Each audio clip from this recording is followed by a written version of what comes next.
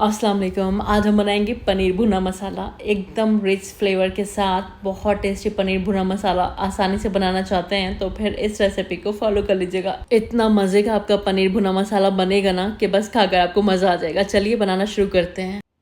पनीर भुना मसाला बनाने के लिए सबसे पहले पनीर को थोड़ा सा तल लेते हैं। एक पैन ले लेंगे, 1 चम्मच इसमें तेल गरम कर लेंगे और जब तेल गरम हो जाएगा इसमें हम पनीर डालेंगे। 250 ग्राम के करीब पनीर लिया मैंने। अपने हिसाब से आप पनीर का शेप रख सकते हैं, छोटा या फिर बड़ा, या आपकी मर्ज़ी। अब हमें इसको हाई फ्लेम पर फ्राई करना है, धीमी आंच नहीं करनी है, हाई फ्लेम पर फ्राई करिएगा। अगर फ्लेम हम धीमी कर देते हैं तो पनीर पानी रिलीज़ कर देता है, जिससे कि इसको तलना मुश्किल हो जाता है। तो हाई फ्लेम पर तलेंगे तो अच्छा सा कलर आ जाएगा इस तरह का। जब इसमें अच्छा सा कलर आ जाए पनीर के पीसेस को हम बाहर निकाल लेंगे।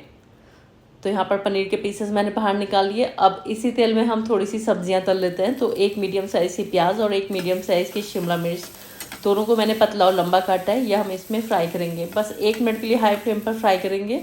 और अब इसमें आधा टीस्पून गरम मसाला, 1 टीस्पून कसूरी मेथी डाल देंगे। बस मिक्स करेंगे, गैस को ऑफ कर देंगे। ज़्यादा हमें इसको नहीं पकाना है क्योंकि हमें सब्जियों का क्रंच बरकरार रखना है।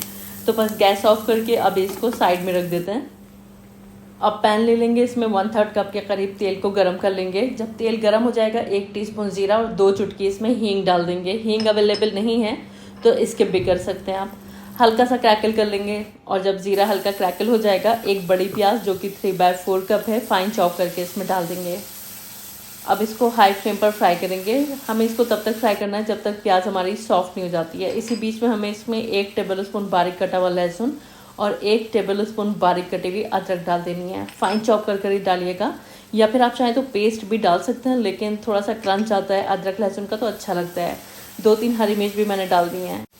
अब यहाँ पर प्याज को हम तब तक फ्राई कर लेते हैं जब तक ये हल्की सी गोल्डन नहीं होने लगती है। बस हल्का सा इसमें गोल्डन कलर आना शुरू होगा, बहुत डार्क गोल्डन नहीं करना है। हमें इसमें टमाटरों का पेस्ट डाल देना है। तो मैंने डाला है इसमें 2 मीडियम साइज़ के टमाटर, जिसका मैंने पेस्ट बना लिया था। कप से नापेंगे तो 3/4 कप टमाटर का पेस्ट है। मसाले डाल देंगे, 1 टीस्पून लाल मिर्च का पाउडर, 2 टीस्पून धनिया का पाउडर, 1 टीस्पून कश्मीरी लाल मिर्च, 1/4 टीस्पून हल्दी का पाउडर और आधा टीस्पून भुने हुए जीरे का पाउडर। तो ये मसाले डालकर हमें अब यहाँ पर इसे अच्छे से भून लेना है। हम तब तक भून लेंगे जब तक जो टमाटरों का पानी है वो ड्राई नहीं हो जाता है और जो मसाले हैं वो अच्छे से भुन नहीं जाते हैं और इसमें से तेल रिलीज़ नहीं होने लगता है। तो खूब अच्छे से यहाँ पर इसकी भुनाई कर लेनी है, क्योंकि पनीर भुना मसाला है, जितना अच्छा भूनेंगे उतना ही अच्छा इसमें टेस्ट आएगा। तो यहाँ पर हमारा मसाला बहुत अच्छे से भुन चुका है। इसी पॉइंट तक हमें इसको भूनना था। अब हम डालेंगे इसमें दही। तो 2 से 3 चम्मच आप इसमें दही डाल दीजिएगा। सादा दही है ये, बहुत खट्टा नहीं है। और गैस की फ्लेम को इस टाइम पर धीमा रखिएगा और तब तक मिलाएगा जब तक दही अच्छे से पकना शुरू नहीं हो जाता है। अब गैस की फ्लेम को हाई करके थोड़ा सा और भून लीजिएगा। तब तक भून लीजिएगा जब तक जो तेल है वो सरफेस पर नहीं आने लगता है। तो यहाँ पर हमारा मसाला खूब अच्छे से भुन चुका है। 1/4 कप पानी डालकर इसको हम थोड़ा सा और पकाएंगे। तो इस टाइम पर गैस धीमी कर देंगे और इसको ऐसे ही 5 मिनट के लिए पकने के लिए रख देंगे। इससे जो हमारा मसाला है अच्छे से पक जाएगा। तो यहाँ पर आप देख सकते हैं मसाला बहुत अच्छे से भुन चुका है। इसी तरह का एकदम भुना भुना मसाला हमें चाहिए।